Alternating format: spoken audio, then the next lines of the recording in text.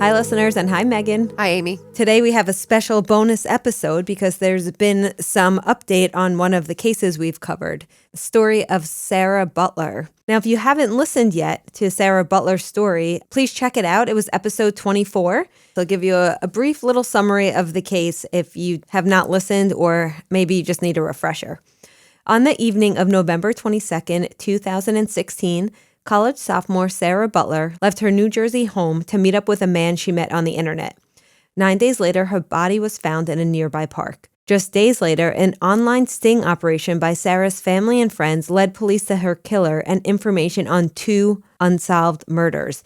The killer was Kahlil Wheeler-Weaver, a local 20-year-old man who, after just 2 hours of deliberation, was found guilty of murder. This was on December 19th, 2019. One of the reasons I wanted to cover this case was because it had not received much media attention, and it was also just so tragic, and it was a local case. And if you recall at the end of our discussion, we talked about whether or not Kahlil was a serial killer. Right, I do remember that, yes. Right? And we said, yes, he in fact should have been classified as a serial killer. Yeah, we both agreed on that. And the media, as they're reporting his sentencing, which is what we're here today to talk about, they do refer to him as a serial killer. Finally. Yes. So on October 9th, just the other day, 2021, Wheeler-Weaver, who's now 25, was sentenced to 160 years in prison for the murder of not only Sarah, who was 20 at the time, but also the 2 other known murder victims, Robin West, who was 19, and Joanne Brown, who was 33. Now, this punishment was also for the kidnapping, sexual assault, and attempted murder of Tiffany Taylor. I'm sorry, and how many years did he get? 160. So we're not going to see him on parole. That's good. We will not see him on parole. And I want to ask you, I'd like to dissect that sentence, but before we do that, let's talk about the fact that he was found guilty in December of 2019, and it is now October of 2021. Now, that's a pretty big delay between conviction and sentencing. Yeah, but it's also COVID time. Yes. So, unfortunately, COVID has backed up the courts even more substantially than they already were backed up. And usually when you're convicted, I mean, this was probably a sentence that we could have guessed, but there's always a time between conviction and sentencing where they prepare reports. It's not... But it's usually under 90 days. In fact, it's usually between 30 to 90 days of a guilty verdict that we see some sort of sentencing. That's true. But like you said, it doesn't actually matter because he wasn't going anywhere quick.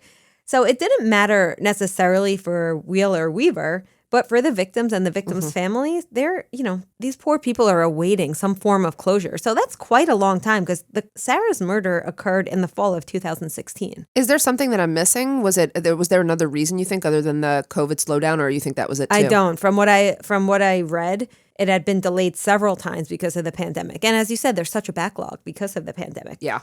So where was he during this time? He was housed at Essex County Jail. Now that he is sentenced, he's going to be transferred. Where do you think they're going to transfer him? We know the New Jersey prison system. Oh, wait, sorry. He's housed at Essex, you said? Essex County Jail right now. Is he going to go to Trenton or Rahway? So I'm thinking Trenton. So did you know that Trenton is the only New Jersey state prison that is completely max security facility? So Trenton houses the most dangerous, difficult offenders in the state. And you know what else I learned, which I did not know? So I did know that it was the oldest prison in New Jersey, but it's actually one of the oldest prisons in the United States. I knew that. You did? Yes, I did know that. Okay. But you know what? I knew that, but I didn't know that it was the only max facility in New Jersey. Yeah, so although other prisons house max, right? So Northern State, Eastern State, and others, so they have minimum, medium, and maximum programming and housing. So Trenton's the only one that's strictly max security. And up until 2007, another fun fact, they housed New Jersey's death row population. Trenton. And they don't house them anymore because New Jersey abolished the death penalty in 2007. That's why I said up to 2007. I know. Oh, okay. I thought you didn't hear me say that part. I was just letting other people know that for anyone who Yes. didn't know, New Jersey had the death penalty in 2007 when they abolished it. So regardless of where they sent him, though, I bet he will be placed in protective custody due to the nature of his crimes. Do you agree? Oh, yeah, because he's not on death row. So it's a max prison. Sexual assault. That's a hard one to tell because you're going to have, it's maximum, so you have a lot of violent offenders. So I'm not sure if they're going to class him because he's a serial killer. He might go to SHU, special housing unit. It's possible. I was thinking because of the brutal nature of his crimes and sexual assault against, all of these women, I would think, we know that people who sexually assault children are kind of at the bottom of the totem pole, but he's not far behind with his crimes. Yeah, I agree. Okay, let's get back to the sentencing. In the United States, you will very often hear from those who have been affected by crimes. Now, this is also known as the victim impact statements during the sentencing part. So these are really important for the courts, for them to understand the harm that was caused by the crime. And these are statements that are given either by direct victims or indirect victims. So these are either by family members, the person who, if someone wasn't murdered, but they were just harmed, so it would be the person who was the actual victim. Sometimes it's just a community member. And this is when individuals describe the emotional, physical, financial impact, any impact that the crime has had on them and other people. And these are usually given orally, but sometimes they are written and read by a third party. Yeah, I used to collect victim impact statements when I was a probation officer for the pre-sentence report. And sometimes people just felt more comfortable writing them down as opposed to going in and giving the statement. Especially if they were a surviving victim, right? Exactly. They don't want to face their offender. Yep. So speaking of victim impact statements, we heard quite a few of them at the sentencing hearing for Kahlil Wheeler-Weaver. First, Sarah's father, Victor Butler, addressed the court. He looked straight at the person who killed his daughter and said, quote, "I hope you suffer, boy, every night." Then he turned to the judge and said, quote, "I hope you find it in your heart that you can give him the longest maximum sentence." Mr. Butler also spoke to the press and he said, quote, "I hope that he lives a very long time and they make him suffer every night in there the way he made our little girl suffer." I guess we know what he's trying to say there. Yeah, some strong words there. Can't blame him. And then the mother of Robin West also made a statement that really focused on her daughter's life and what she misses most about her. Sadly, nobody spoke on behalf of victim Joanne Brown, but I thought it was kind of cool that the prosecutors spoke on her behalf. Yeah, I didn't know they could do that. That's interesting. Yeah, so, they kept it short, said that, she was loved. But I thought it was nice that, no family or friends showed up for her, but the prosecution made sure that she had somebody speaking on her behalf. I think that's nice too. Lastly, they had the victim who survived her attack, and she told the judge, do not show him any mercy. She said, quote, "My whole life is different. I don't wear makeup anymore. I don't have friends. I'm always paranoid, but I'm happy to still be here." She also told the judge, quote, "I hope you don't show him any remorse because he's not showing any remorse." Now, before the judge announced the sentencing, Wheeler was given a chance to talk, as defendants are. Mm-hmm. Yeah, sometimes defendants forego that opportunity, but here he did not. And what happened, Kahlil Wheeler-Weaver maintained his innocence, claiming that he was set up by the Essex County Prosecutor's Office.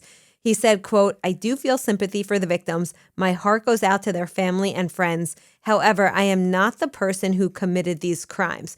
Now, if you recall, Meghan, there was overwhelming evidence. Overwhelming. I remember. So again, if you haven't listened, go check it out because I usually I like to err on the side of caution.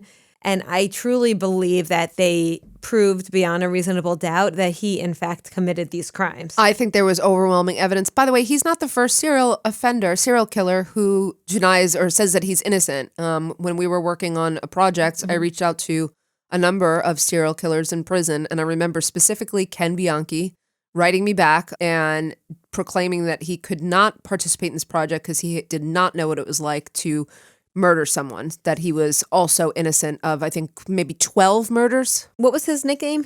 Ken Bianchi and Angelo Buono were the Hillside Stranglers, and there was also overwhelming evidence of their guilt. So now it was the judge's turn to talk. So the judge remarked that the perp thought all victims would be forgotten. If you recall, he preyed on women who were poor, homeless, mentally ill, and or engaged in sex work. So I like that the judge pointed out the fact that he preyed on vulnerable victims, and that's why he thought he was going to get away with this. That's exactly right. The judge also stated that the purpose of the sentence was to ensure that the defendant will never walk free in society again. Ending, he said, the defendant absolutely lacks remorse. Then, as mentioned, he handed down the 160-year sentence. What do you think of the sentence, Meghan? Absolutely fair. Took 3 lives, denies any responsibility. We never want to see a serial offender get out. That is the worst case scenario of something that could happen. So we don't want to leave any room for a serial offender to get out. This is, in effect, life without parole. That's definitely life without parole, but that's the exact sentence that I want for a serial offender, especially someone he's youthful, so he was just beginning his career. Exactly. I think that's what makes him so dangerous. And I think that is the correct sentence, and I hope that the victim's family and friends and the surviving victims now have some sort of closure and they can try to move on with their lives. I hope so too. Thank you so much for the update, Amy. All right. Thank you all. And we will see you next time on Women in Crime. Women in Crime is written and hosted by Meghan Sachs and Amy Shlosberg. Our producer and editor is James Varga. Music composition is by Desert Media. If you enjoy the show, please remember to subscribe and leave a review. You can also support the show while gaining access to ad-free episodes, exclusive AMAs, and other bonus content for a small monthly contribution through Patreon. For more information, visit patreon.com/womenincrime.